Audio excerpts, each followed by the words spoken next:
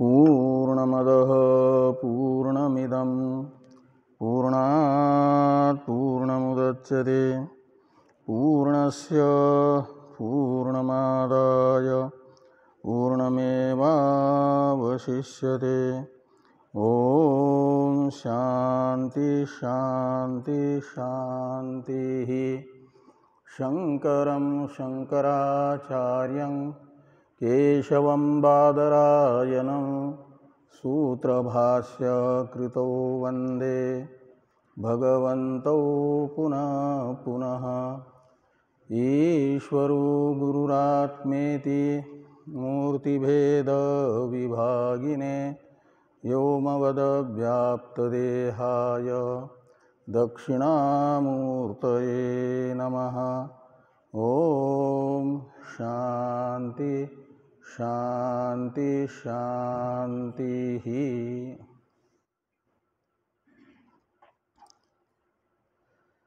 ब्रह्म सूत्र के द्वितीय अध्याय के तृतीय पाद की चर्चा हम लोग कर रहे हैं। इस अधिकरण के इस पाद के 13वें अधिकरण के संक्षिप्त स्वरूप को बताने वाले अधिकरण सार के 2 श्लोकों में से प्रथम श्लोक की चर्चा हम लोग कल कर चुके हैं। द्वितीय श्लोक की चर्चा होनी है। इस अधिकरण में पूर्ववर्ती दशम अधिकरण से लेकर के आगे वाले अधिकरणों में जीव विषयक ही विचार हैं। 9 अधिकरणों में भूत विषयक विचार हुआ है पूर्व में। दशम अधिकरण से प्रारंभ हुआ जीव विषयक विचार। तो जीव के परिमाण विषयक निर्धारण करने के लिए ये 13वां अधिकरण है। इसमें संशय बताया गया था जीव को विषय बना करके कि जीव में अणुत्व परिमाण है या विभुत्व परिमाण है, परम महत्व परिमाण है। जीव अणु है यदि तो अणुत्व परिमाण निश्चित होगा जीव का। सर्वग होगा तो परम महत्व परिमाण जीव का सिद्ध होगा। पूर्व पक्षी ने कहा कि अणुत्व परिमाण मानना ही उचित है। क्यों कि येषो अणु इस वाक्य में श्रुति स्वयं अणु शब्द का प्रयोग करके और येष शब्द से जीव का ग्रहण करके बता रही है कि जीव अणुत्व परिमाण वाला है। और जीव की उत्क्रांति बताने वाले श्रुति वचन, गति आगति बताने वाले जो श्रुति वचन, यह भी जीव को परिच्छिन्न बता रहे हैं। तो परिच्छिन्न जीव होने से उसका परिमाण परम महत्व नहीं हो सकता, अपितु वह अणुपरिमाण वाला ही होगा। इस प्रकार पूर्व पक्ष प्राप्त होने पर सिद्धांत बताया जा रहा है कि जीवस्य स्वतः सर्वगत्वं, जीव में स्वतः सर्वगतत्व है। स्वतः का मतलब उपाधि निरपेक्ष, उपाधि विविक्त जो स्वरूप है जीव का, उस स्वरूप को कहा जाएगा स्वस्वरूप, स्व शब्द से। और स्वतः का अर्थ निकलेगा स्वस्वरूपेन। तो जीव निरुपाधिक रूप से तो सर्वग ही है, यानी परम महत्व परिमाण वाला ही है। ऐसा श्रुतम जीवस्य सर्वगतत्वं स्वतः सर्वगतत्वम श्रुतम।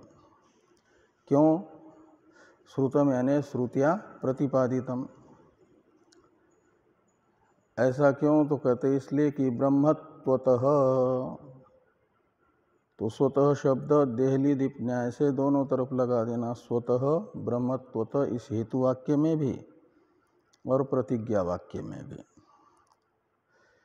कि स्वतः जीव परम महत्व परिमाण वाला इसलिए है कि वह स्वतः ब्रह्म से अनन्य ही है, अभिन्न ही है, ब्रह्म रूप ही है, ब्रह्म से यत्किंचित भी भिन्न नहीं है। और ब्रह्म सर्वग पूर्व पक्षी भी मानते हैं, जो जीव को अनुमानना चाहते हैं, परमात्मा को व्यापक मानते हैं। तो जीव तो स्वतः परमात्म रूप होने से स्वतः व्यापक ही सिद्ध होगा।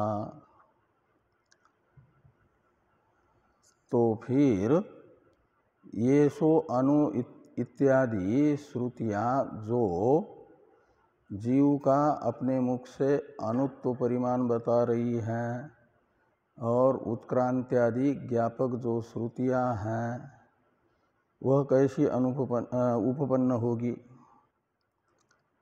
जैसे आकाश सर्वग होने से आता जाता है क्या?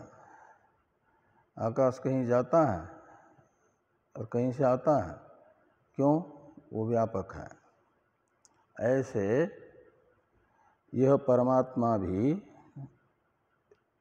व्यापक होने से कहीं आता जाता नहीं है, और जीव को भी परमात्मा के तरह व्यापक मानेंगे परमात्मा रूप समझ करके, तो फिर जीव की उत्क्रांति बताने वाली श्रुति, गति बताने वाली श्रुति, आगति बताने वाली श्रुतियाँ अप्रमाण हो जाएगी ना।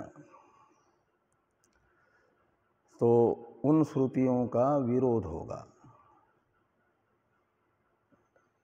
उन श्रुतियों की क्या गति होगी? तो सिद्धांती बता रहे हैं पूर्वार्ध में द्वितीय श्लोक के, कि साभास बुद्ध्या अनुत्वे तद उपाधित तो अनुता जीवस्य। तो जीवस्य पद को इधर भी लगा देना, कि जीवस्य उपाधितः अनुता।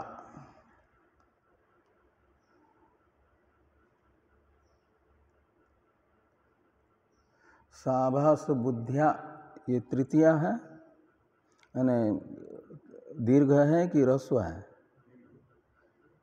दीर्घ है। तो साभास बुद्धिया अनुत्वे का मतलब आभास युक्त जो बुद्धि है उसमें अनुत्व परिमाण है, बुद्धि का अनुत्व परिमाण है। और बुद्धि तो साभास रहेगी ही रहेगी। बुद्धि के साथ चिदाभास का सहज संबंध है ना।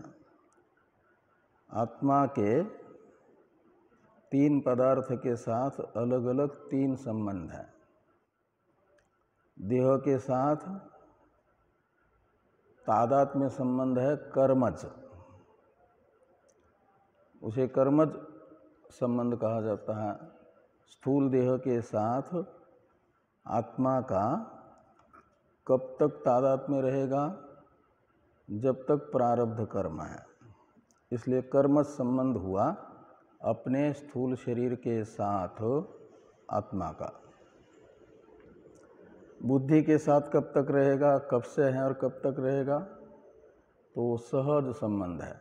सहज कहा जाता है साथ साथ होने वाला, उसे सहज कहते। जैसे बुद्धि उत्पन्न हुई तो बुद्धि ने अपने उत्पत्ति के साथ ही साथ परमात्मा के आभास को धारण कर लिया है।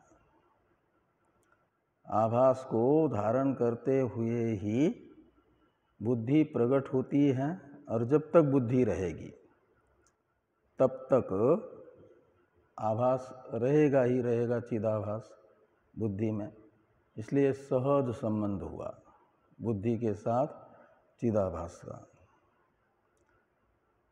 और एक होता है यानी सहज संबंध, कर्म संबंध और भ्रमज संबंध यानी आरोपित संबंध। तो इसके साथ आपके बुद्धि का संबंध रहेगा साक्षी के साथ आरोपित संबंध। चिदाभास के साथ सहज, साक्षी के साथ भ्रमज और स्थूल शरीर के साथ कर्मज। इस प्रकार तो ये जो साभास बुद्धि है, आभास युक्ता बुद्धि, आभास के साथ उसका सह संबंध है। तो भ्रमज इसलिए कि साक्षी तो असंग है और असंग साक्षी के साथ बुद्धि का तादात्म्य प्रतीत होता है यदि, तो वो माना जाएगा भ्रम, अध्यास, वो संसर्गाध्यास है। साक्षी में वो अध्यस्त है बुद्धि।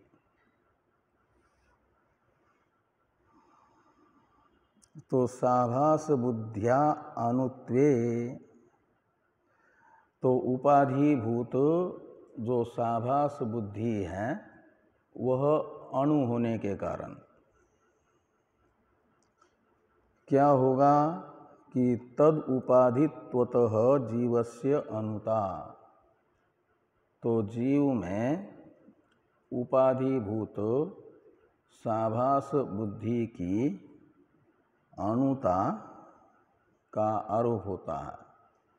अन्योन्यस्मिन् अन्योन्यात्मकताम अन्योन्य धर्मांश्च अध्यस्य, ऐसा आता है ना। तो बुद्धि का पहले स्वरूप अध्यास हुआ और संसर्ग अध्यास हुआ आत्मा में, और आत्मा का संसर्ग अध्यास हुआ बुद्धि के साथ। ये हो गया धर्मी अध्यास। और फिर अन्योन्य धर्म में बुद्धि का जो अनुत्व धर्म है वह आरोपित हुआ, जो स्वतः सर्वज्ञ आत्मा है उस आत्मा में अणुत्व का आरोप हुआ। इसलिए माना गया कि औपाधिक यानी कल्पित, उपाधितः का अर्थ, उपाधित्वतः का अर्थ निकलेगा उपाधि से कल्पित। वस्तुतः वो है अनात्मा बुद्धि रूप उपाधि का धर्म। कौन? अनुत्व। और वो आरोपित हो रहा है उपहित जीव में। तो इसलिए जीवस्य तद उपाधितः अनुता। और स्वतः जीव कैसा है? उपाधि निरपेक्ष जीव। तो कहते हैं तू, यानी तू शब्द है वैलक्षण्य अर्थ में। तो तू शब्द बता रहा है कि विलक्षणता है, औपाधिक स्वरूप में औपाधिक अनुता है, और निरुपाधिक स्वरूप में औपाधिक स्वरूप की विलक्षणता होगी कि निरुपाधिक स्वरूप जो जीव का है वह स्वतः स्वरूप कहलाता है, स्वस्वरूप कहलाता है, वह सर्वज्ञ है। इसलिए उसमें परम महत्व परिमाण रहेगा स्वतः। तो ये वैलक्षण्य हुआ, परम महत्व और अणुत्व में बिल्कुल विपरीतता है न, वैषम्य है। तो इस प्रकार जीव का औपाधिक अणुत्व परिमाण, तो जो गति आगति तथा अपने मुख से जीव में अणुता बताने वाली श्रुति है, वह जीव के औपाधिक स्वरूप विषयनी है, ये समझना। और जो जीव को महतो महियान बताने वाली श्रुति है वह जीव के निरुपाधिक स्वरूप को बताने वाली श्रुति है। इसलिए दोनों श्रुतियों का आपस में कोई विवाद नहीं है, इसलिए दोनों जगह लिखा श्रुतम। ऊपर था उत्क्रांति गत्या गमन श्रवणात्, यानी वो भी श्रुति है, परिच्छिन्नता बताने वाली, और ये भी श्रुति है सर्वगतत्व को बताने वाली। लेकिन दोनों में जीव विषय होने पर भी अनुत्व बताने वाली श्रुतियों का विषय औपाधिक जीव स्वरूप होगा और निरुपाधिक जीव स्वरूप होगा सर्वगतत्व को बताने वाली श्रुतियों का विषय। अब कर्तृ अधिकरण है, इसका उच्चारण कर ले। कर्ता शास्त्रार्थवत्वात् विहारोपदेशात् उपादानात् व्यपदेशाच्च क्रियायां न चेन् निर्देश विपर्ययः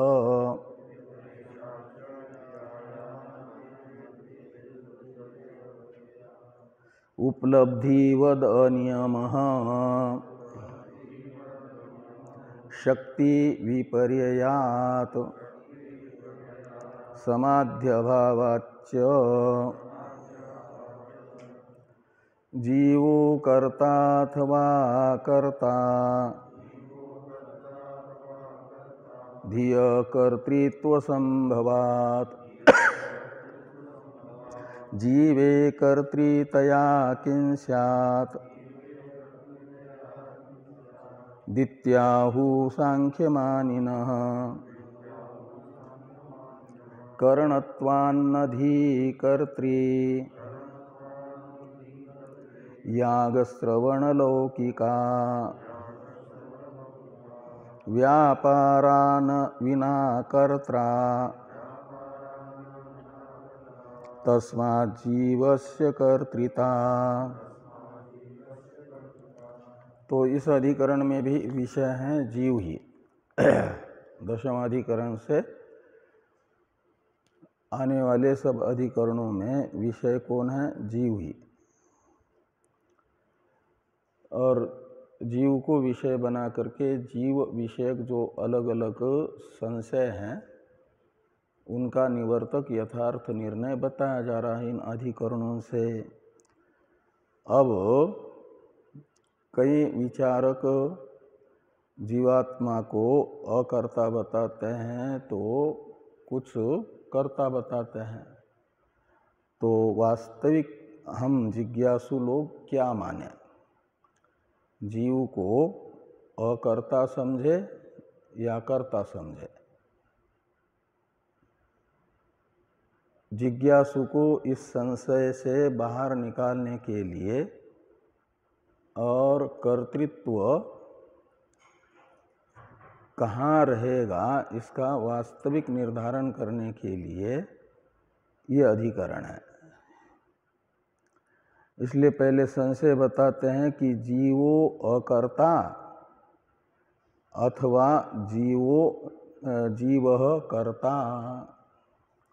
ये संशय वाक्य है कि जीव कर्ता है या जीव अकर्ता है। तो इस प्रकार का संशय होने पर सांख्यों का मत बताया जा रहा है कि सांख्य मानिनः आहु, आहु का कर्ता है सांख्य मानिनः, प्रथमा बहुवचनांत है। तो सांख्य अपने आप को सांख्य समझने वाले क्या कहते हैं? तो ये कहते हैं कि जीवे कर्तृतया किम स्यात्। का मतलब जीव में कर्तृत्व मानने की क्या आवश्यकता है? हाँ, यानी जो सांख्य नहीं है वो अपने आप को सांख्य समझ रहे हैं। लेकिन एक मनिन प्रत्यय होता है वो स्वभाव अर्थ में भी, ये स्वभाव अर्थ में है, और वो होता है पंडितम मानी। हाँ, पंडितम मन्य, पंडितम मन्य और पंडितम मानी वो खश प्रत्यय होकर के बनता है, और उसका फिर वो आगम वगैरह होकर के पंडितम मन्य पंडितम मानी ऐसा भी बन जाता है। और ये है उष्णम भुंक्ते तच्छील, इस अर्थ में ताच्छिल्य अर्थ में नीनी प्रत्यय। तो सांख्यम मन्यते तच्छील, तो अपने आप को सांख्य मानना जिनका शील है, स्वभाव है, तो सांख्य सिद्धांत जिनके रग रग में बसा हुआ है उन्हें कहा जाएगा सांख्य मानी, यहाँ स्वभाव अर्थ में प्रत्यय करके।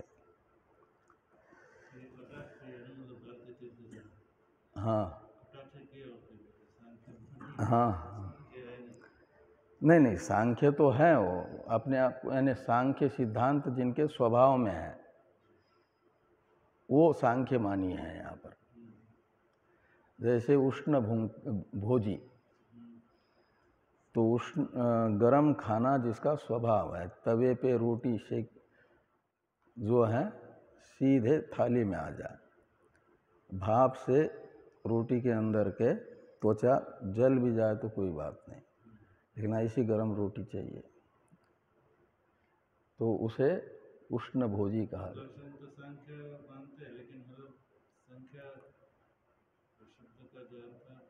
यदि वो उपनिषद लेते हैं, सांख्य कृतांते प्रोक्तानि, ये गीता में आता है ना, वो सांख्य तो उपनिषद है, वो तो सांख्य तो उपनिषद है।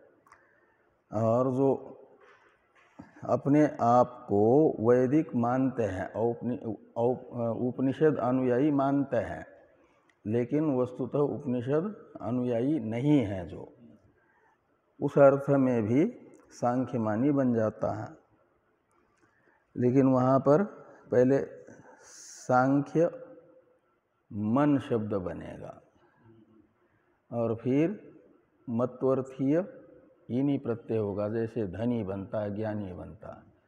सांख्य मन का मतलब है जो सांख्य नहीं है वो सांख्य मानना, और ऐसा सांख्य मान रहा है जो अपने आप को, यानी उपनिषद का अनुयायी न होता हुआ भी उपनिषद अनुयायी समझ रहा है अपने आप को, जो वो सांख्य मानी। जब सांख्य शब्द का अर्थ उपनिषद करेंगे तो, और सांख्य शब्द का अर्थ सांख्य शास्त्र ही करेंगे, हाँ, तो सांख्य सिद्धांत जिनका शील है, स्वभाव है, तो सांख्य मानी न आहु, यानी बताते हैं, क्या बताते हैं कि जीवे कर्तृतया किम स्यात्, जीव को कर्ता मानने की क्या जरूरत है। जीव को कर्ता माने बिना भी यदि जगत कर्तृत्व कहीं और सिद्ध हो जाए और व्यवहार काल में भी वदनादि व्यापार का कर्तृत्व कहीं और सिद्ध हो जाए, जीव के बिना, जीव में माने बिना और किसी में सिद्ध हो जाए, तो जीव को कर्ता मानने की क्या जरूरत है। तो कहा किस में सिद्ध होगा, तो उनका तो कथन है तो प्रकृति ही सब कुछ करती है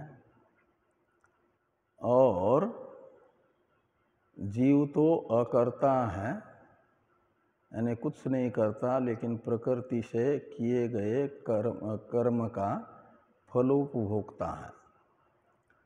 जीव में केवल भोक्तृत्व मानते हैं, कर्तृत्व नहीं, सांख्य और योगी।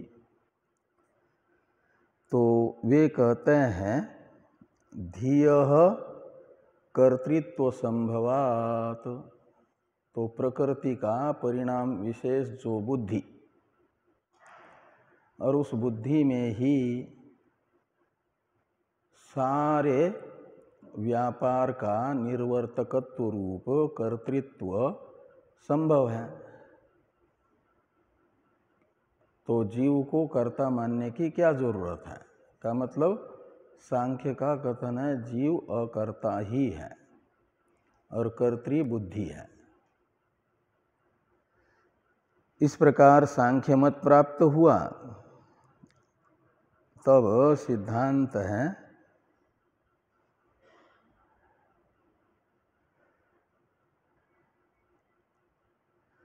जीव तस्मात् जीवस्य कर्तृता।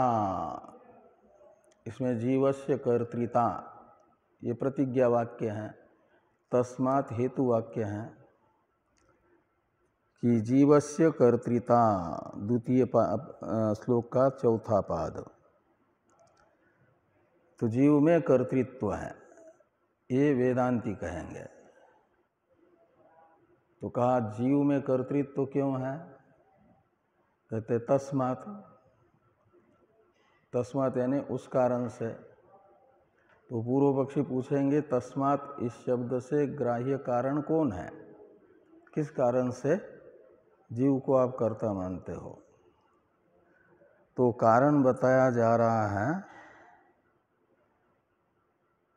कि करणत्वात् धीहि कर्तृ न स्यात्। जो करणत्वान न धी कर्तृ, यहाँ वाला न है वो कर्तृ के साथ, कर्तृ के बाद में लगेगा और स्यात् क्रियापद का अध्यार कर लेना। तो करणत्वात् का मतलब बुद्धि तो करण कोटि में आती है। तो करण कोटि में आने से बुद्धि को करण कारक कहा जाएगा, कर्तृ कारक नहीं कहा जाएगा। तो इसलिए कहते हैं धी कर्तृ न, बुद्धि करने वाली नहीं है, यानी कर्ता कारक नहीं है। क्यों कर्ता कारक नहीं है? तो कहते हैं करणत्वात्, वो करण रूपा होने से करण कोटि में जाएगी। जैसे कुल्हाड़ी काष्ठ छेदन का करता है क्या? करता है क्या? प्रश्न नहीं समझ में आया? कुल्हाड़ी काष्ठ छेदन का करता है क्या? करता है, करता है, करण है। कुल्हाड़ी करण है। तो यही तो पूछा जा रहा है कि कुल्हाड़ी करता है क्या? तो ओहो, वो थोड़ी पूछा जा रहा है, कुल्हाड़ी को पूछा जा रहा है। तो कुल्हाड़ी करता नहीं है, ये उत्तर है। कुल्हाड़ी करता है क्या काष्ठ छेदन का? इस प्रश्न का उत्तर है कुल्हाड़ी करण कारक है, इसलिए कर्ता कारक नहीं है। तो कर्ता कारक कौन होगा? तो कुल्हाड़ी का जो प्रेरक बनेगा। कुल्हाड़ी में उद्यमन निपतन रूप व्यापार कराने वाला जो है उसे कर्ता कहा जाएगा। वो काष्ठ छेदता है पुरुष। ऐसे बुद्धि तो कुल्हाड़ी के तरह करण कोटि में होने से कर्तृ नहीं है किसी भी व्यापार का। और ये जो याग यानी शास्त्रीय कर्म व्यापार विशेष है याग, और श्रवण यानी श्रवण रूप जो क्रिया है, और लौकिका और लौकिक जो व्यापार है भोजन आदि, ये सब याग कर्मकांडीय व्यापार, श्रवण यदि वेदांत का लेते हैं तो मोक्ष शास्त्रीय व्यापार, और लौकिक व्यापार भोजन आदि कृषि आदि कर्म, ये सब हैं लौकिक व्यापार। ये व्यापार का कर्ता विशेषण है कि याग श्रवण लौकिका व्यापारा। तो ये जो यागादि व्यापार विशेष हैं, ये कर्ता विना न भवंती। भवंती क्रियापद का अध्यार कर दीजिए। तो बिना कर्ता का न यज्ञ होगा, बिना कर्ता के न श्रवण होगा, न बिना कर्ता के कोई लौकिक भोजन आदि व्यापार होंगे। तो इस प्रकार ये सब जो क्रियाएं हैं व्यापार यानी, ये कर्ता के बिना संभव नहीं है। और बुद्धि करण होने के कारण कर्त्री बन नहीं पाएगी, तो फिर पारिशेषात बचेगा जीव, वो जीव ही बन जाएगा कर्ता। इसलिए कहते हैं कि तस्मात्, यानी इस कारण से, बुद्धि करण कोटि में होने से और ये यागादि व्यापार बिना कर्ता के संभव न होने से, ये तस्मात् शब्द का अर्थ निकलेगा जीवस्य कर्तृता। तो बचा फिर जीव ही वो कर्ता हो जाएगा, उसको कर्ता माना जाएगा। लेकिन वो जीव में कर्तृत्व अब आगे आएगा, पारमार्थिक है या कल्पित है, ये तक्षाधिकरण है।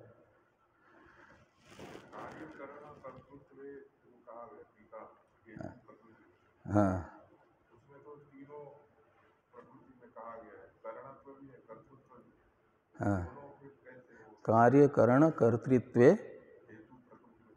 हाँ, कर्तृत्व तो गीता कह ही रही है कि प्रकृति में हो ही सकता है। और उससे पहले दूसरा भी है, तीसरे अध्याय में श्लोक, प्रकृते क्रियमाणानि गुणे कर्माणि सर्वशः। प्रकृति के गुणों से ही सारे कर्म हो रहा है। अहंकारी मूढ़ात्मा कर्ता अहम इति मन्यते। लेकिन सांख्यों की जो बुद्धि है, उस बुद्धि में कर्तृत्व नहीं है। क्यों? तो सांख्य जड़ बुद्धि में स्वतः कर्तृत्व मानते हैं, स्वतः प्रवृत्ति मानते हैं यागादि निर्वर्तन के लिए। और जड़ में चेतन अधिष्ठित जड़ ही में प्रवृत्ति होती है, चेतन अनधिष्ठित जड़ में कोई प्रवृत्ति नहीं होती। ये नियम युक्ति है, और इस युक्ति विरुद्ध है जड़ बुद्धि में स्वतः कर्तृत्व मानना। ये यहाँ पर बताया गया, इसलिए सांख्य मत का खंडन है। और वे गीता जो कहती है प्रकृते क्रियमाणानि गुणे कर्माणि सर्वशः मयाध्यक्षेण प्रकृति सूयते सचराचरम, और कार्यकरण कर्तृत्व हेतु प्रकृति रुच्यते, ये सब जो है चेतन अधिष्ठित प्रकृति में कर्तृत्व बताया जा रहा है। स्वतः कर्तृत्व प्रकृति में नहीं है, चेतन अधिष्ठित, चेतन के अधीन रह करके प्रकृति कर्त्री है। और चेतन तो वस्तुतः अकर्ता ही है। ये तक्षाधिकरण में बताया जाएगा। तक्षाधिकरण की चर्चा हम लोग सायंकालीन सत्र में करेंगे। अभी 10 मिनट का विश्राम है आपको। थोड़ा लेट करके आएंगे, आधे पौन घंटे बाद। लेटना नहीं, कोई आवश्यक क्रियाएं हो तो करके आ जाना, नहीं तो नींद लग जाएगी। अब बाहर के लोग आएंगे और यहाँ बैठे हुए मिलेंगे पूरे,